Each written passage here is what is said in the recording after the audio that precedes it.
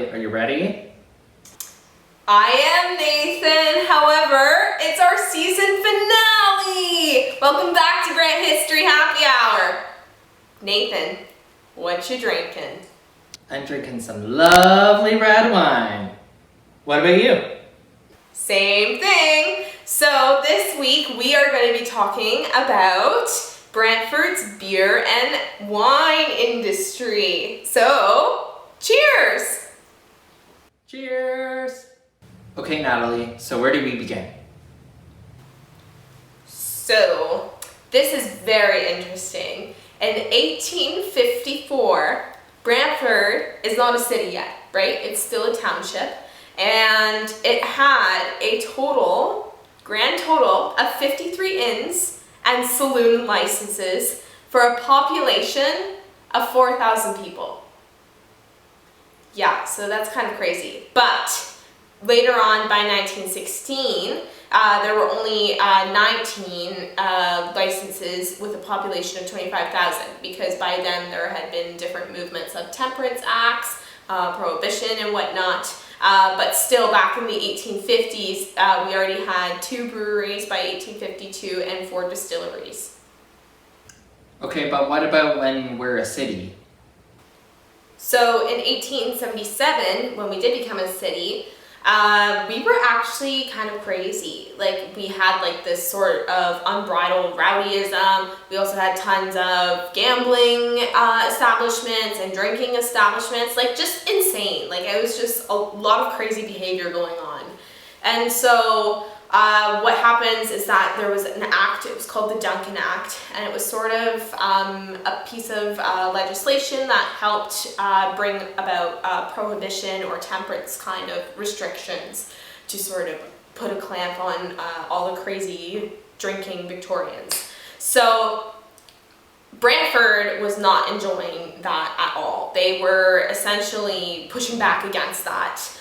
Because there were so many businesses, right, and hotels that were really profiting off of this, obviously. And so in 1877, there was actually a riot that happened. It was sort of kind of known as like the Whiskey War. It was a liquor riot because part of the Duncan Act was being enforced. It was sort of like a local bylaw that outlawed the retail sale of intoxicating liquor.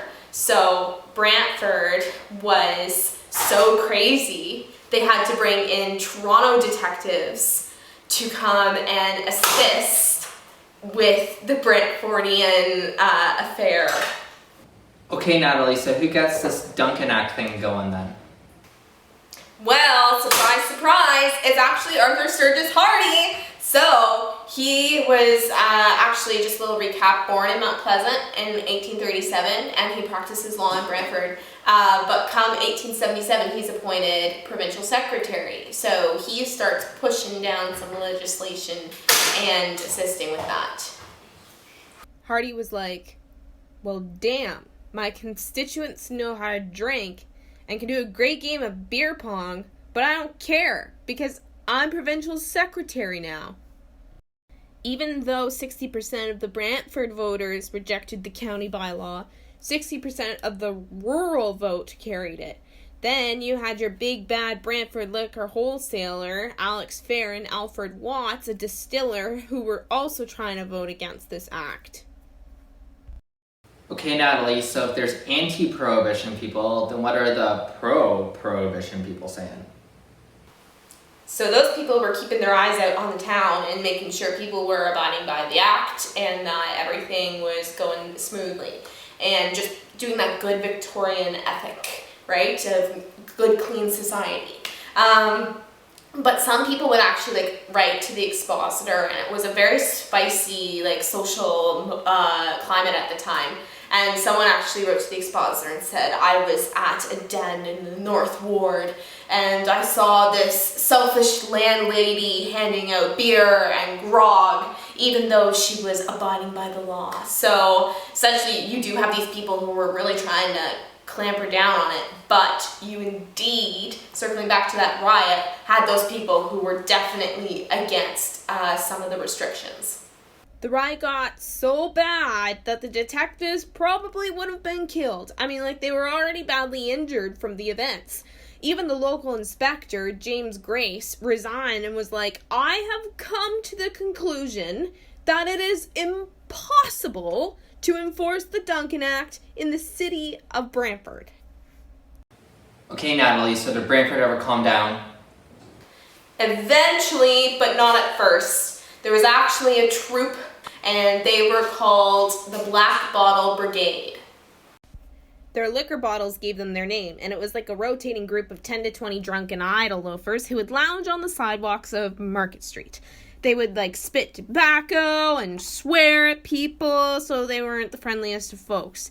So if you were looking for a good and rowdy time, Brantford was your spot. Okay, Natalie, what about everyday citizens then?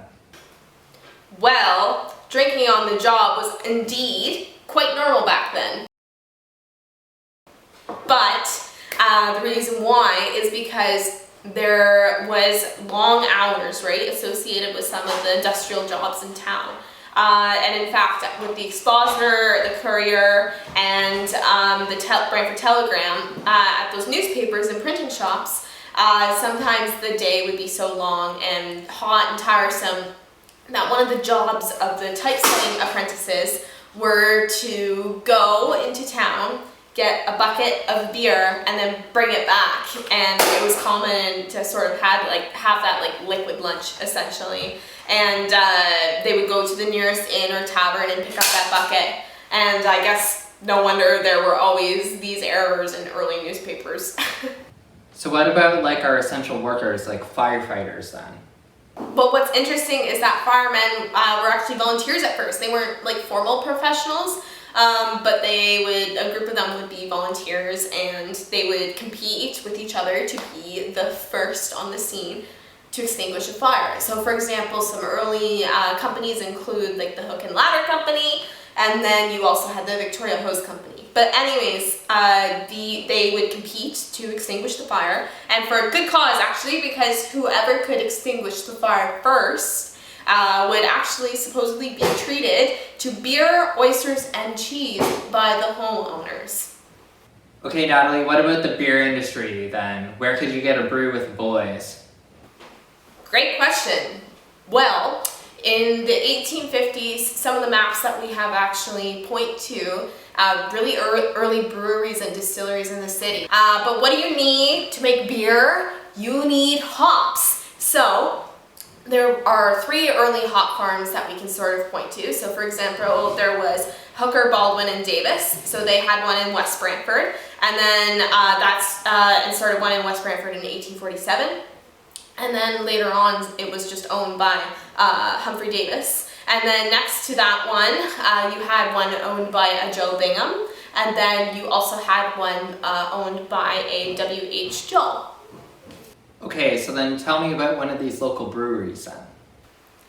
Well, there was actually the Bixel Brewing and Malting Company. And so that brewery was originally located in Strathroy. So it was started in 1859, but then in 1888, it relocated to Brantford on Alfred Street down by the canal.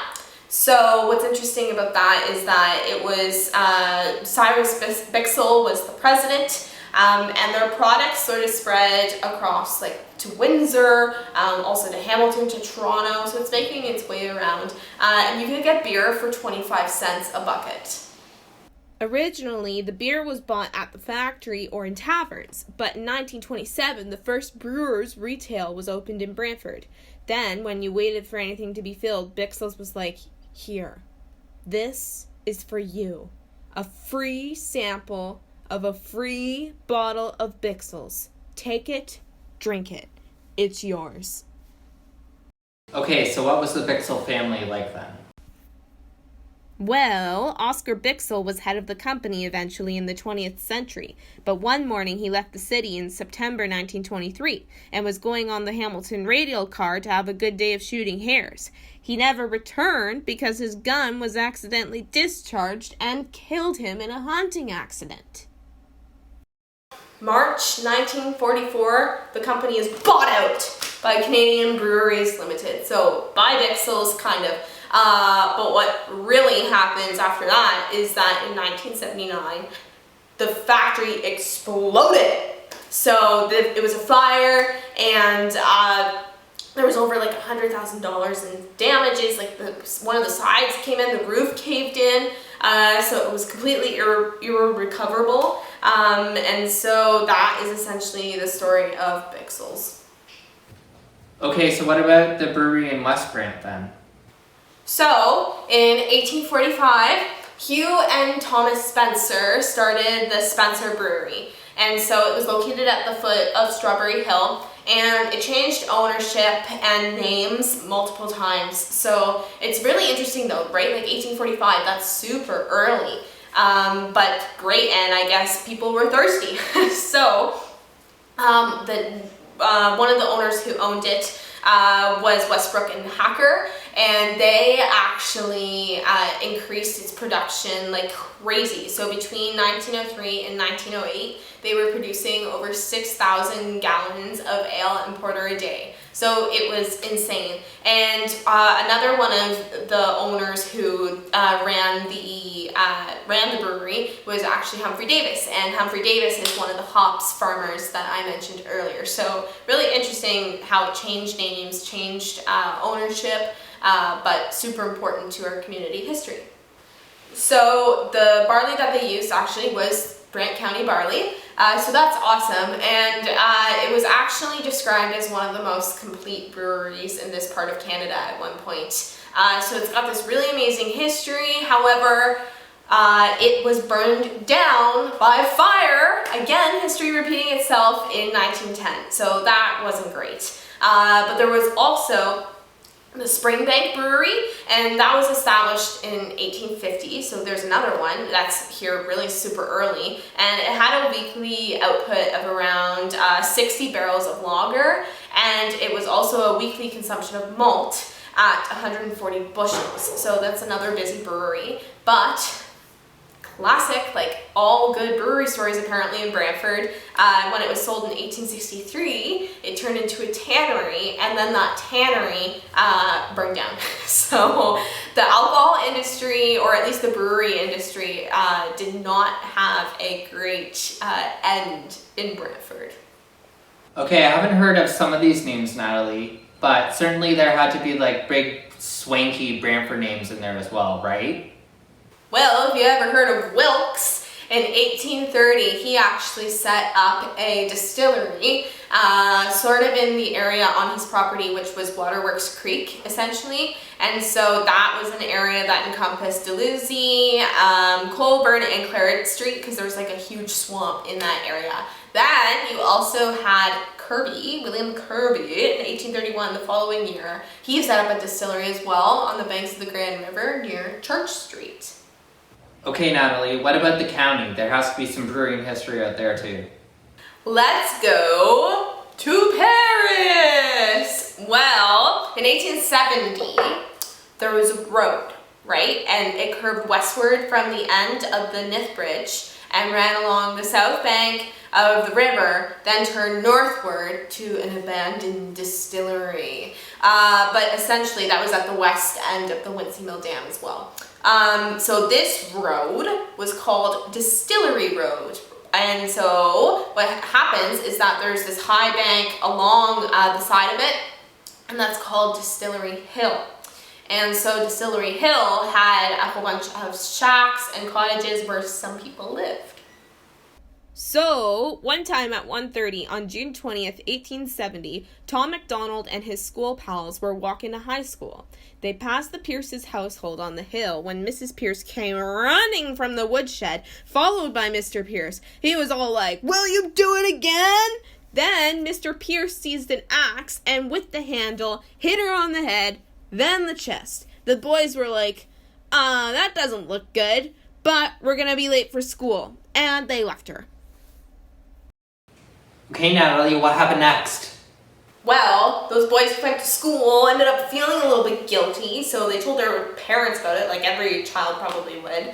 And so the parents and a couple of concerned citizens, they all got together, and then they went and tried to go check on Mrs. Pierce. But she was dead. So it's kind of rumored that along the side of Distillery Hill, her ghost walks alongside there. So if you're ever at Wincy Mills, make sure you give a little shout to Mrs. Pierce. Okay, so with a name like Distillery Hill, there's obviously more distilleries in Paris, right? Yes, in fact, there was one owned by good old Norman Hamilton. Hamilton was born east of the Hudson River and migrated to the village of Mendon, New York. He worked in a grist mill there, but when he was 22, he headed to Mudge Hollow, where he worked in a distillery. Then, in 1831, he heads to Paris. Hamilton was the Paris yuppie. He was called a pushing, independent, succeed-at-any-price Yankee. So he was like, okay, I'm gonna found a distillery and a pork packing factory. Screw the haters. So he bought parcels of land from Hiram Capron, Paris's founder. The distillery was actually on the river flat that lies between Grand River Street and the west bank of the Grand. So optimal and great location. He was producing over 50 gallons of whiskey a day and selling it for 13 cents a gallon. I wish it was still that cheap, but it was actually a high price for whiskey at that point. And I'm not really sure how strong the whiskey really was actually, because it wasn't uncommon if students or would come back on their way from school to walk in, and they would essentially just dip a tin cup in there and take a little swig, or have it poured from the spout, and they would drink some of it. Okay, so then what's his whole business like? As far as his economics, he actually would help the town of Paris out a little bit sometimes when they were in a funk. So for example, when grain was too expensive to export, he would work with local farmers to sort of turn their bushels of grain into whiskey, and then sometimes they would work things out with local shops so that the farmer got a little bit of a profit, Hamilton turned a profit, and then the local town also turned a profit from that local product. But some of his business transactions became so successful that he became so stinking rich that he was like, I'm gonna buy a mansion and name it after myself. So in 1850, he built Hamilton Place.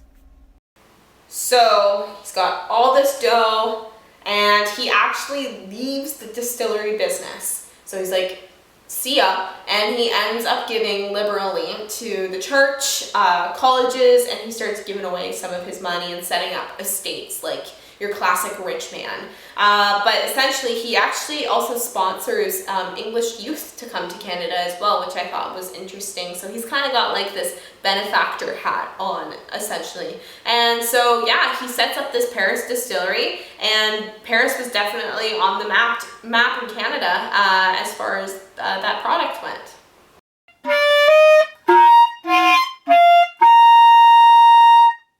But Natalie, I'm a wine drinker. What's going on with the wine industry locally then? Well, I'm glad you asked, because Charles Arnold is a name you should know, and he was helping put Grant County on the map as far as the wine industry goes.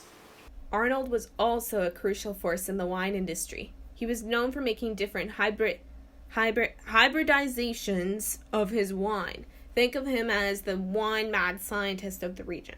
He was born in England but immigrated to Canada. He was also known as an avid reader, and he loved to read through Darwin. So was his favorite book The Grapes of Wrath then? Although he was originally going to be a carpenter or a builder, he was like, screw it. I love my grapes, my fruit, they're beautiful. Nails and hammers are not beautiful. So he established the Paris nurseries in 1852. Okay, so what kind of products is Arnold producing?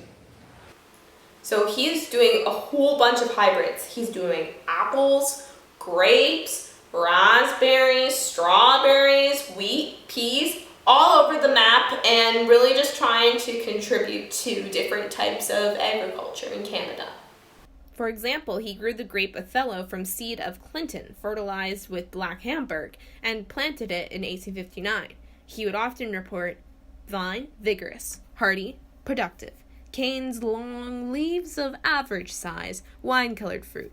Berries large, skin is thin, tough, perfect to get loaded.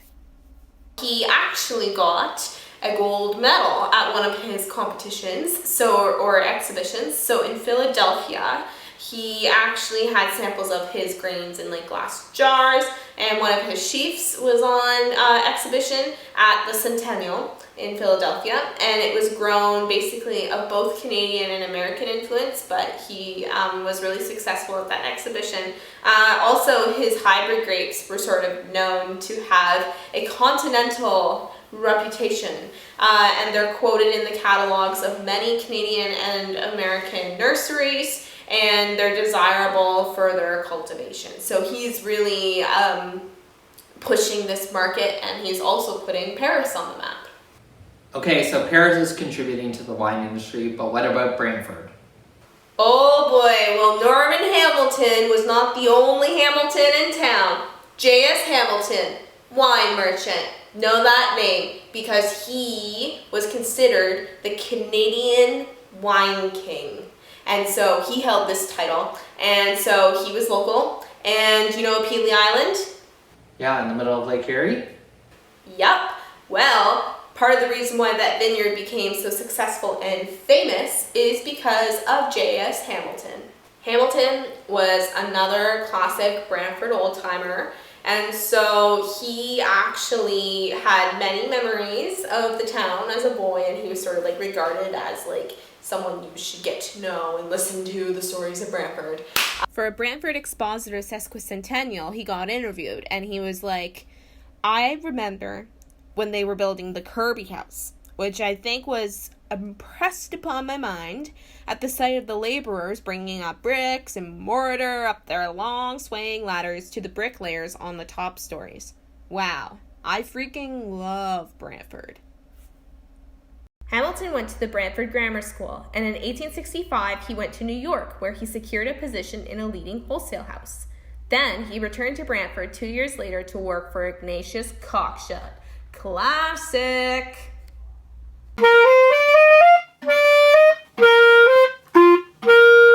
After saving $1,000 working for Cockshut, Hamilton was like, I'm going to start a business. Then, in 1871, he took up a Mr. Dunlop and was all like, You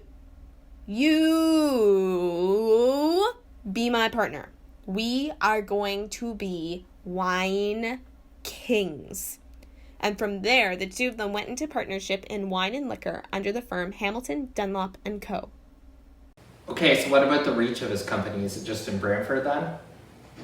Well, in 1873, he actually starts a branch business or office in Montreal, but he has to close it the following year because it wasn't going too great.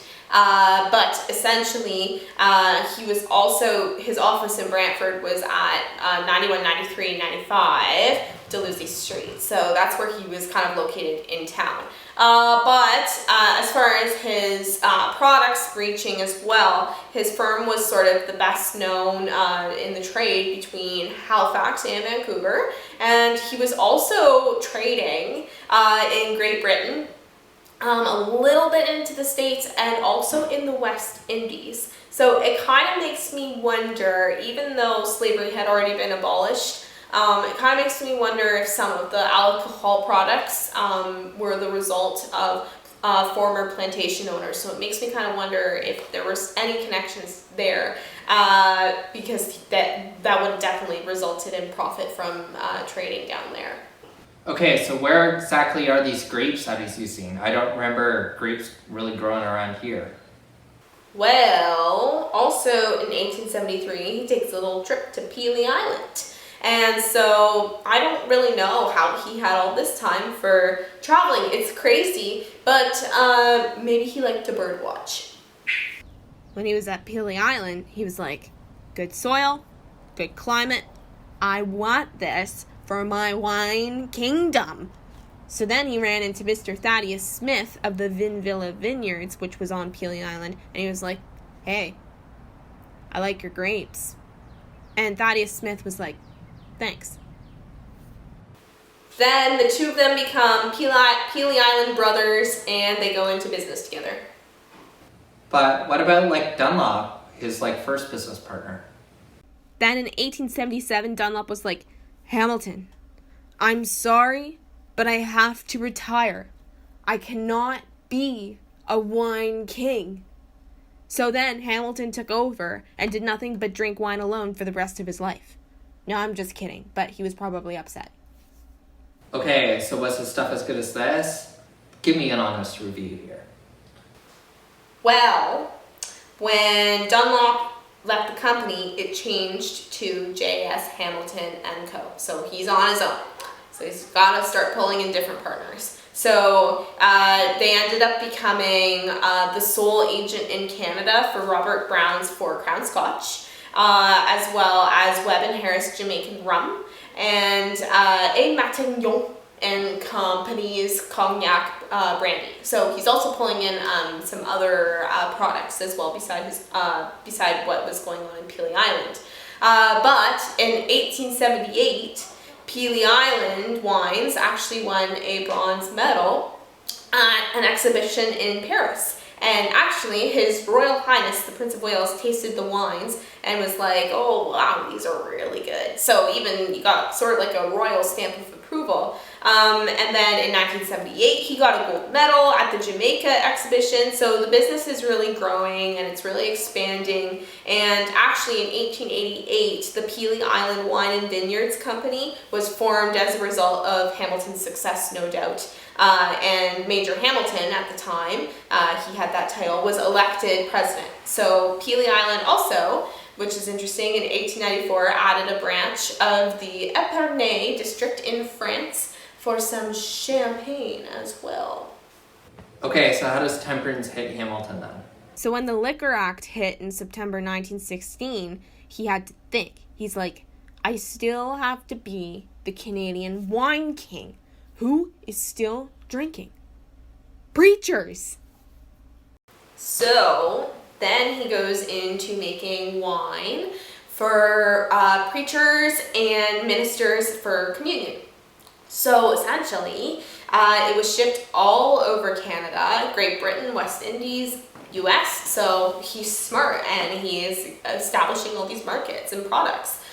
So he actually started producing a brandy called the St. Augustine, actually, which was regularly used by bishops and clergy. So he's figuring it all out. It was also shipped to the West Indies as well. But he used a high-grade unfermented grape juice as well that was used in Baptist and Methodist churches for communion. Okay, so what else did Hamilton do? Wasn't he a big community guy? Yep, because who wouldn't want to be friends with the guy who's making wine?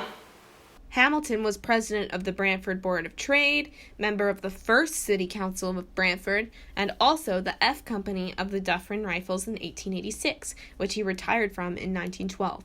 So he was appointed as Major Hamilton and known for that title when he was doing business. Okay, so what happens after his 80th birthday?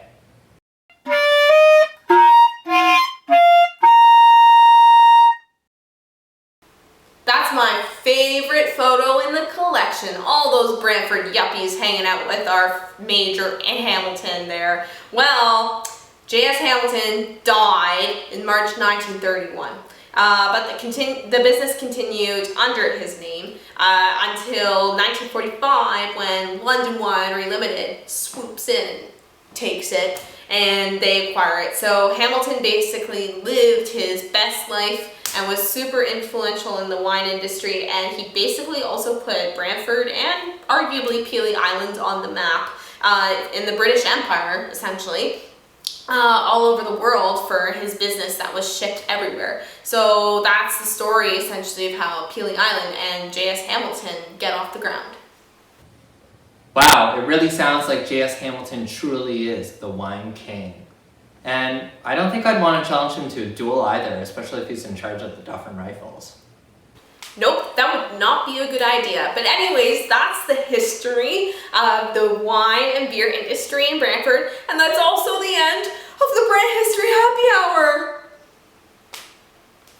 Well, thank you so much for joining us, and And thank you so much for taking the tour of our local history. And we encourage you to stay tuned for our blooper reel, which will be released. But thank you again. Cheers!